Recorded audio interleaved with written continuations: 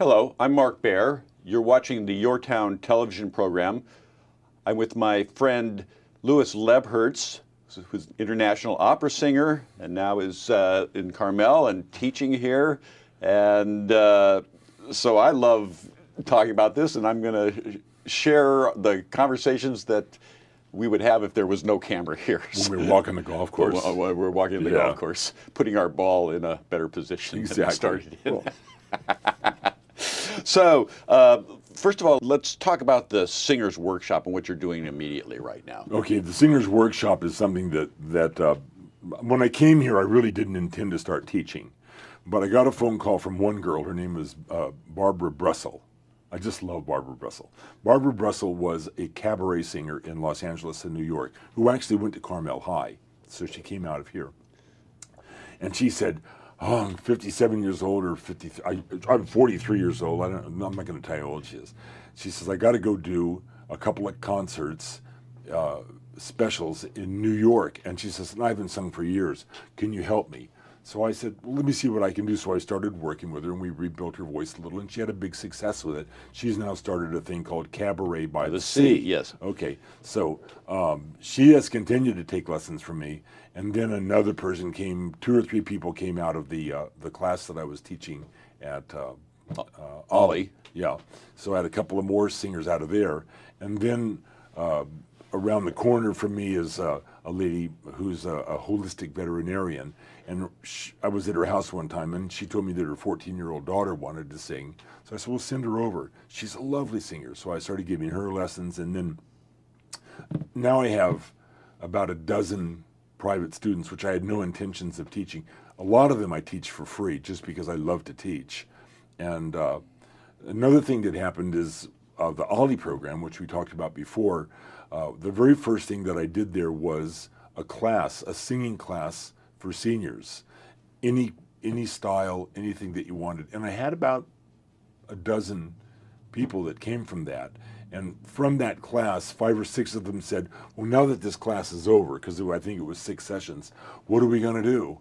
And I said, "Well, why don't you come to my house and we'll just continue from there." So we started teaching this class in my garage. I have a studio in my garage, and it grew. It got a little too big for the garage, and now we've moved it to the Community Church of Monterey Bay, which golfers will know is the other option of play. The play, pray. Unfortunately, we can't play there anymore, but we won't go there. Yeah. So the Community Rancho Church, Cañada. the community. It's right next to Rancho Cañada Golf Course. The Community Church of Monterey Bay is a very progressive, non-sectarian church. Lovely, lovely people there. And we teach a class there now. Well, it's not really a class, it's a workshop.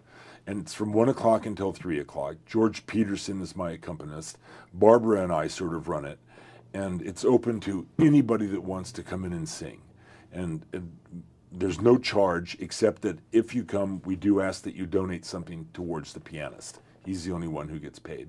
And if we get more money than we think we should pay him, we give it to the church. And that usually happens, which is nice. So people come in, a lot of my students take the class. If they're working on a song, they'll sing it. And then we all just sit around and talk about, well, try this. What are you feeling when you're doing this? What about text? I didn't get these words. I work on their technique. Barbara works on their use of the text and finding the character. We have another lady named Kathleen Baer, who's not even really a singer, but has been taking lessons from me and sings very nicely now. And she grew up in Berkeley, and she's married to a physicist who's a retired physicist from the Navy Postgraduate School. And she starts talking about all these spiritual things that are happening in the music that you would never think of. And other people will talk about, "I really like this, I didn't like that." And we'll get anywhere from 5 to 8 or 10 people. It's growing all the time. Lovely, lovely class, and I would recommend anyone who would like to come to that class. You're in more than... How do they find out about this? You should call the Community Church of Monterey Bay, because it's under the auspices of their music program. So the Community Church of Monterey Bay, which is on Carmel Valley Road, and I think you can find it that way. That's how I would do. So that's what's happening with that. So you've been, this is kind of beyond singing, you're hitting a whole new career that you had never intended on. Well, you know, the whole time that I was an opera singer, I always taught in Los Angeles, especially in Los Angeles when I was there. I would say I was the principal bass at the Los Angeles Opera with Placido Domingo from 1987 until 2004, which meant that I was living in my house doing, I would say about 60% of my work of opera was done in LA. I had 3 daughters that went all the way through the schools, the LA Unified, as a matter of fact.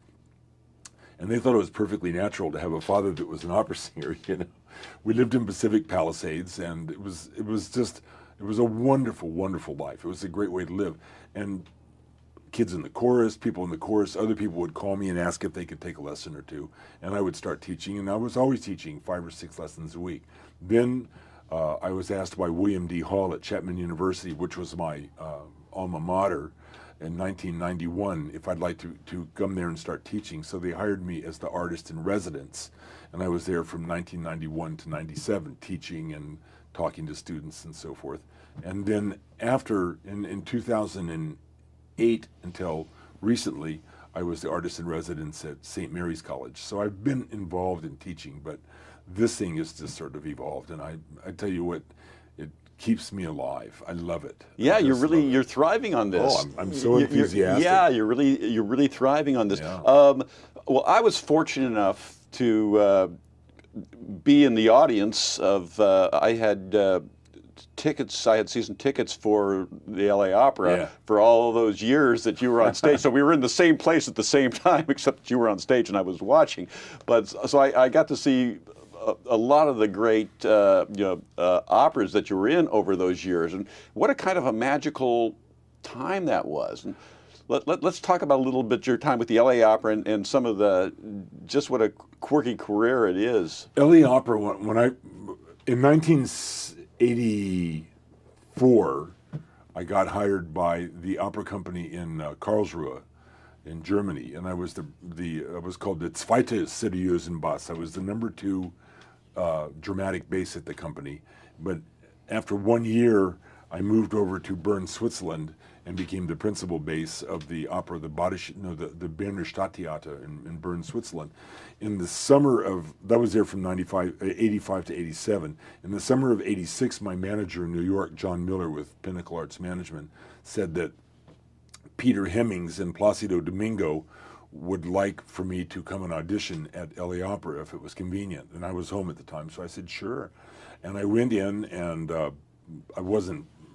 didn't prepare for it, but I knew I'd do it. I walked out on stage, and Peter Hemmings was out there, and Placido Domingo was out there, and I sang Il Lacerato Spirito from Simone Boccanegra, and they thanked me, and I walked off stage, and when I got off stage, Peter Hemmings was standing in the wings of the opera company, and he said, would you like to be the bass at my opera company? And I said, would I? I mean, as an American singer, how many people get the opportunity to go home to their hometown, make a good living singing opera? You know, in America, it just doesn't happen that often. Just at a time when the kids were right for school. I mean, everything. But and then it was just a really magical moment for the LA Opera at that time. From 1987 until Peter Hemmings became ill, he finally passed away in around 2000 from colon cancer, unfortunately. But there was a period of about 10 or 12 years there when we had this core of young international singers. I say we weren't exactly young people. We weren't in our 20s and 30s, but we were young as far as singers were concerned. Jonathan Mack was a tenor that was there. Greg Federley, a lot of really, really interesting singers. And then they would bring in 1 or 2 of international names and directors and so forth. And well, you got to work with Jonathan Miller. Let's talk about him, because I just love this character. I worked with Jonathan Miller. First of all, Jonathan Miller goes way back. He goes back to the 60s, and he was in a group called the Goons. He was in the Goon Squad. The Goon Squad, right. Yes. Which was sort of a precursor of Monty Python in a way. And he was also a doctor. He was a doctor of neurology. Yes. Okay. Well, he was a very interesting man. He was very he was sort of tall and rather thin, and he had this huge aquiline nose, very proud of his nose. He would look down his nose like this. So the first opera that I did with him was The Rise and the Fall of the City of Mahagoni. Yeah. And he had been this neurologist in England, and he had come to the United States at this time to be the guest chair of the Department of Neurology at UCLA. And he was also going to conduct this opera, which was amazing. He had his own ideas and so forth. I remember it's sort of zeitgeistic in a way. It's a sign of the time that one of the things that happens in Mahagoni is that they're all sitting around waiting for a hurricane to hit. Yeah.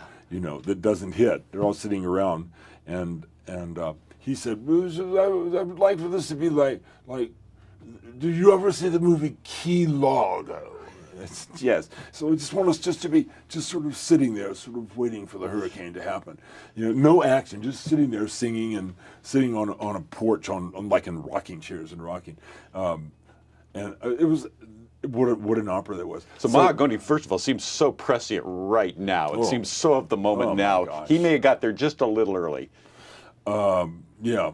Peter Hemmings thought that The Rise and the Fall of the City of Mahagoni was going to become a standard that would come back every 2 or 3 years. They've never brought it back because I don't think people really got it, what we were getting at. We got it. We were laughing our heads off, Kurt Weill, Bertolt Brecht. Yeah.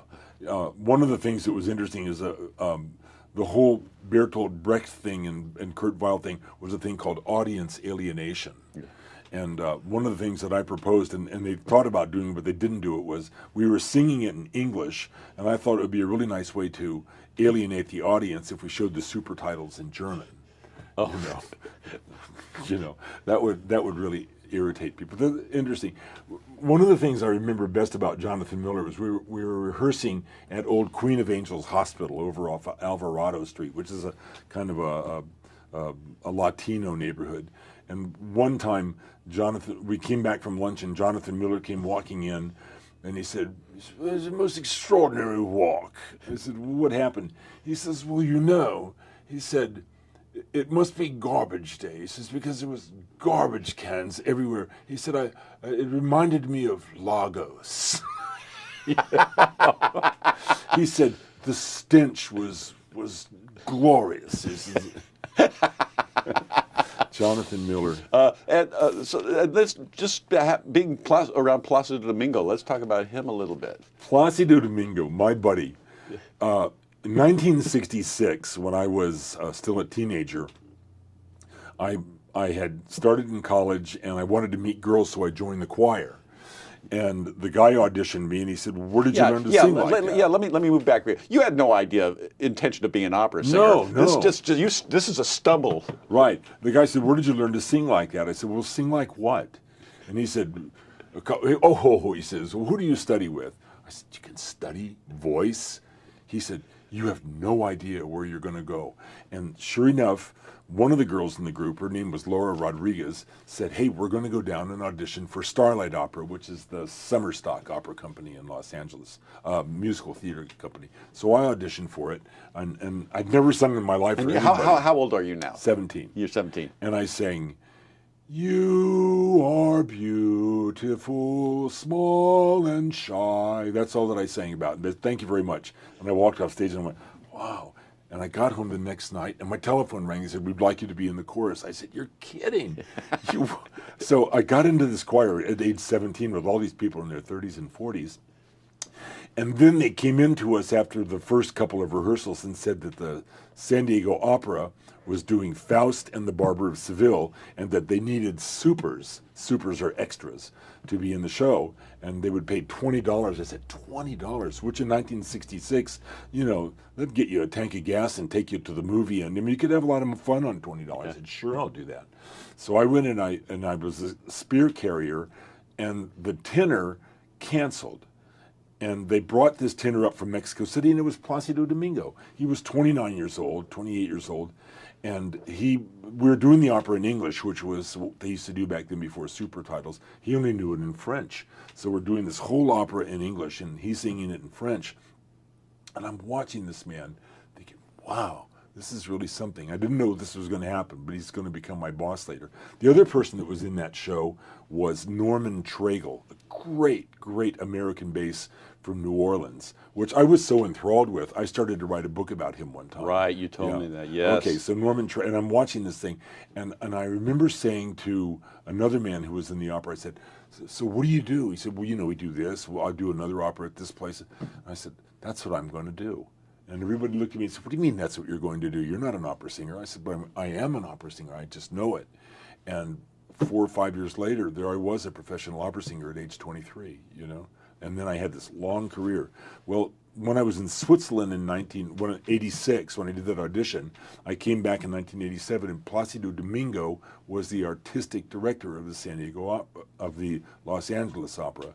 And I kind of kept my distance from him, but I began to talk to him more and more, and I told him that I had been an extra in that first opera, which was sort of fun. And in the course of my 17 years at that company, I must have sang with him 500 times, both as a tenor. He would be the tenor lead in an opera. I might be singing a small role or a big role. And later, a couple of times, he was the conductor, and I sang for him, and he conducted. Got to know his wife, who was a pretty good stage director. And what a wonderful man. He wasn't the bigger-than-life character like Luciano Pavarotti, and he wasn't, the prima donna type of a guy. He was a guy who was an excellent musician. He had been a baritone. He had become a tenor, sang beautifully, but also was extremely intelligent. And now he runs that opera company, and he used to run the opera in Washington, D.C. I sang there for him a couple of times as well. What a wonderful, wonderful man Placido Domingo is. Wow. Yeah. I just love your story, because this was not something you strived for or had ambition for, or you just walked in to meet girls. That's so true. I joined the choir to meet girls because I'd always gone to a boys' high school. Yeah. And I said, well, this would be an opportunity. I knew that I could sing, but nobody in my family knew that I could sing. When I was a freshman in college, they were doing a Schubert Mass in G with my little chamber singer group, and I was given a little solo, and I said to my mother, I'm doing a concert at the church. Why don't you come to it? And she said, oh, I had 6 brothers and sisters. And she said, oh, I'm so busy. I said, oh, come on. So my mother came to the concert, which I think is just great. And after the concert was over, she said, Louis, I didn't know you could sing. I mean, did you ever, in all those years, run into anybody else that stumbled in like that? No, everybody else started in high school, with a career and parents pushing them and listening to the musical family and generational. But there's so many things that it takes to be an opera singer, so much more than a voice, One thing is an ability to learn languages, And I took Latin in high school and had a really, really good basis of grammar, and I had studied a little French. Languages just came to me. Now I'm pretty fluent in German and Italian. My Spanish is good. My French is okay. So you had all. You're the luckiest man in the world. Oh, it's unbelievable. And you're a great putter. So. Well, I've lowered my hand. I'm doing better on the long putts. I'm missing the short ones. And now, instead of your swing, you're just hitting the ball. So we're not going to get into all this. Okay. We're not going to dissect your game, which is you're hitting them long and straight. You're using those big muscles now. Yeah. But I don't think the audience cares about our golf. No. So anyway, I'm Mark Baer. We could go on for hours. My great friend Louis Lebherz, the maestro. You're watching YourTown Television, and we'll be back. Thank you.